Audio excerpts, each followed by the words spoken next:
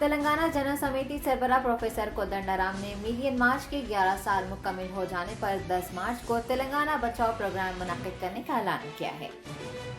Professor Kodandaram ने सहाफियों को बताया कि तेलंगाना के तहफ़्फ़ुज़ और तरक्की के लिए एकजुट होकर काम करने का वक्त आ चुका है। उनका कहना है कि हुकूमतों के फैसलों और इक़दामात से तेलंगाना को शदीद नुकसान पहुंचा है। कोदंडराम ने दस्तूर पर अमल आवरी को यकीनी बनाने और अवामी मसाइल को हल करने के लिए एक जद्दोजहद करने की ज़रूरत पर जोर दिया है। तेलंगाना में हुकूक इंसानी कमीशन में तहर्रुरात न करने, गरीबी, बेरोजगारी और महंगाई में इजाफे पर उन्होंने रियासती हुकूमत पर निशाना साधा है। 11 मार्च को होने वाले इस प्रोग्राम में तहरीक तेलंगाना में शामिल होने वाले तमाम जमातें, अवामी तंजीमें, अवामी नुमाइंदे हिस्सा ले रहे हैं। मिलियन मार्च होके कल 11 साल हो जाएगा मिलियन मार्च को।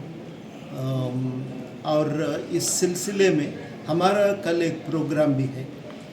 इसका नाम है तेलंगाना बचाओ। ये तेलंगाना के बचाने के लिए, तेलंगाना की तरक्की के लिए हम सब लोग मिलकर एक काम करने का अभी वक्त आ गया। इससे पहला तो सरकार बहुत कुछ वादा किया, कुछ तो उनका प्रोग्राम शामिल हुआ, लेकिन बहुत कुछ तेलंगाना का बर्बादी के लिए वो उसका सरकार का प्रोजेक्ट्स हो या सरकार का जो तरक्की के लिए सरकार ने प्रोग्राम शामिल किए, उसके वजह से बर्बादी ज़्यादा हुआ, फ़ायदा कुछ कम है इसमें। तो ये माहौल में हम ये सोचे कि तेलंगाना अगर एक जमहूरियत के रास्ता में आगे बढ़ना है, दस्तूर की अमलावरी अच्छा होने के लिए हम सब लोग मिलकर एक अच्छा सा एक प्रोग्राम बना के मिलजुल कर, जैसा तेलंगाना रियासत के लिए एक हमने आंदोलन चलाए थे, उसी तरीके से अभी एक प्रोग्राम, एक एजिटेशन चलाने का, एक कम से कम एक कुछ कैंपेन चलाने की ज़रूरत तो है। क्योंकि अभी हमारा यहाँ तेलंगाना रियासत में कोई डेमोक्रेसी, जमहूरियत तो बचा नहीं। किसी प्रोग्राम का ना परमिशन मिलता, करने के लिए मौका देते, सरकार से मिल नहीं सकते।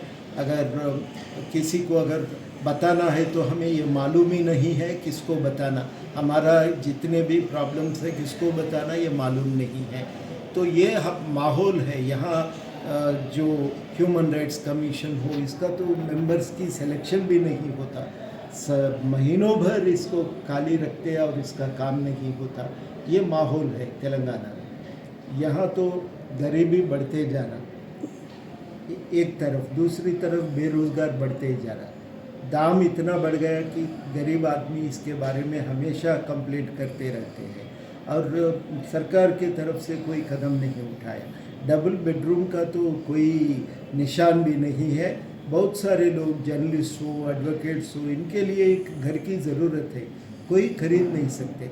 तो सरकार के तरफ से एक छोटा सा जगह मिला तो घर बनाने के लिए छोटा सा मदद मिला तो लोग खुश रहेंगे, लेकिन ऐसा कोई मदद सरकार के तरफ से नहीं मिलता।